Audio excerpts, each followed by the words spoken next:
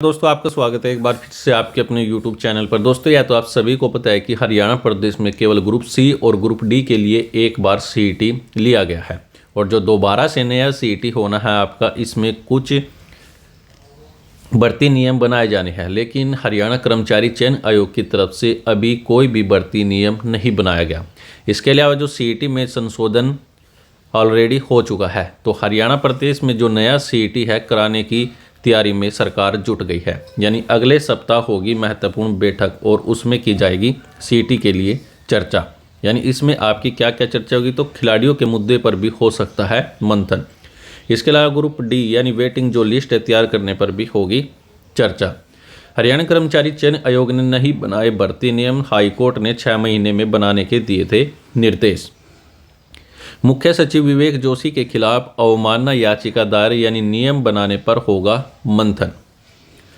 हरियाणा प्रदेश में लगभग 3 साल से इंतजार कर रहे जो लाखों युवा है ग्रुप सी और ग्रुप डी पदों की भर्ती के लिए जरूरी किए गए, यानी जो कॉमन एलिजिबिलिटी टेस्ट है उसकी तैयारी में सरकार जुट गई है। अगले सप्ताह सरकार इस मुद्दे पर महत्वपूर्ण बैठक की जाएगी, यानी जिसमें सीईटी आयोजन के अलावा कई और अन्य मुद्दों पर भी चर्चा होगी। हरियाणा कर्मचारी चयन आयोग ने अभी तक भर्ती नियम भी नहीं बनाए हैं। पंजाब एवं हरियाणा हाईकोर्ट के द्वारा 31 मई 2024 को भर्ती नियम बनाने के निर्देश दिए थे और ये नियम अभी एचएससी के द्वारा नहीं बनाए गए। तो इसलिए हाईकोर्ट में मुख्य सचिव विवेक जोशी के खिलाफ अवमानना याचिका दायर हुई है, यानी जिसकी सुनवाई आने वाली 25 फरवरी को की जाएगी। अगले सप्ताह होने वाली बैठक में भर्ती नियम बनाने पर भी मंथन होगा। यानी जो महत्वपूर्ण बैठक होनी है उसमें जो भर्ती के लिए जो नया सीईटी होना है उसके लिए जो भर्ती नियम है बनाए जाएंगे। जस्टिस प्रकाश शर्मा और जस्टिस सुदीप्त शर्मा की खंडपीठ ने 31 मई 2024 को सामाजिक आर्थिक मानदंड के अंकों को असंवैधानिक करार देने का फैसला दिया था। सीईटी का इंतजार कर रहे हैं लाखों बच्चे और सरकार करेगी तैयारी की समीक्षा।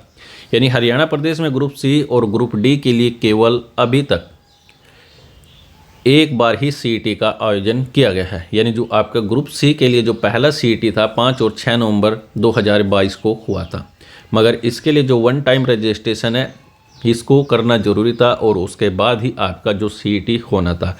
लेकिन अब लगभग 3 साल बीत चुके हैं और अभी तक सरकार के द्वारा जो दोबारा से नया सीईटी है नहीं कराया गया। यानी जो सरकार है इसके द्वारा सीईटी में संशोधन तो कर दिए गए हैं, लेकिन जो भर्ती संबंधित नियम है उसको अभी तक नहीं किया। और इसके लिए हरियाणा सरकार अब जो नया सीईटी है उसके लिए एक महत्वपूर्ण बैठक होगी और उसमें खिलाड़ियों के मुद्दे पर चर्चा हो सकती है। और इसके अलावा जो वेटिंग लिस्ट की बात करें तो उस पर भी चर्चा की जाएगी। यानी जल्द ही आपके जो नए सीईटी है उसके लिए रजिस्ट्रेशन शुरू हो जाएगा और आपके लगभग 2 से 3 महीने के अंदर सीईटी आपका लिया जा सकता है। खिलाड़ियों के मुद्दे पर भी होगा मंथन। यानी ईएसपी खिलाड़ियों के लिए जारी निर्देशों को विज्ञापन संख्या 4/2018 के पदों पर लागू करने के बारे में भी इस बैठक में मंथन हो सकता है। इसके अलावा विज्ञापन संख्या की बात करें तो 1/2023 के संदर्भ में भी ईएसपी कैटेगरी के उम्मीदवारों की चर्चा की जाएगी। वेटिंग लिस्ट तैयार करने पर भी होगी चर्चा। सीईटी लागू होने के बाद हरियाणा कर्मचारी चयन आयोग ने ग्रुप बनाकर कई कैटेगरी के पदों के लिए यानी एक कॉमन परीक्षा ली थी, जिसके आधार पर उम्मीदवारों का चयन हुआ था, मगर इन पदों के लिए वेटिंग लिस्ट अभी तक जारी नहीं की गई। टीजीटी पदों के लिए तो विषयानुसार एक ही परीक्षा हुई थी, मगर इसकी भी वेटिंग लिस्ट जारी नहीं हो पाई। अगले सप्ताह होने वाली एक महत्वपूर्ण बैठक में यानी जो आपका ग्रुप वेटिंग लिस्ट तैयार करने के फार्मूले पर भी चर्चा हो सकती है।